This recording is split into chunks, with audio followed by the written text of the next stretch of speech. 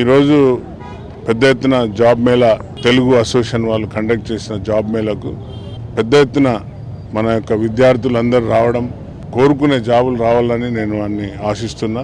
ఎందుకంటే ఏదైతే నీళ్లు నిధులు నియామకాలని ఏదైతే తెలంగాణ తెచ్చుకున్నామో 9.5 సంవత్సరాల నుండి పిల్లలకు ఉద్యోగాలు లేవు. వాళ్ళ కంటి నిండా చూస్తుంటే చాలా పెద్ద ఆశతోనే వచ్చిండ్రు. అలాగే మొన్న అసెంబ్లీలో కూడా మా యొక్క ముఖ్యమంత్రి గారు చెప్పారు 2 లక్షల ఉద్యోగాలు జాబ్ కార్డ్ సిద్ధంగా పెడుతున్నామని. ఎవరు కూడా విద్యార్థినులు ఎవరైతే జాబ్ కోసం వచ్చిండ్రో ఎవరు కూడా నిరుత్సాహపడద్దు.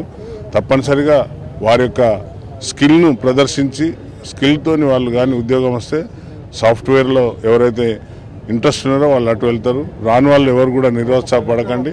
ఎందుకంటే అతి త్వరలో జాబ్ కార్డు కూడా సిద్ధంగా ఉంది కాబట్టి మెగా డిఎస్సి కూడా వేయడానికి కాంగ్రెస్ ప్రభుత్వం సిద్ధంగా ఉన్నది. కాబట్టి ఈ యొక్క ఏదైతే పిల్లలు తల్లిదండ్రులు అందరూ ఉద్యోగాలు లేక బాధపడుతున్నారో తెలంగాణలో కాంగ్రెస్ ఇచ్చిన మాటను తప్పనిసరిగా నిలబెట్టుకుంటుంది.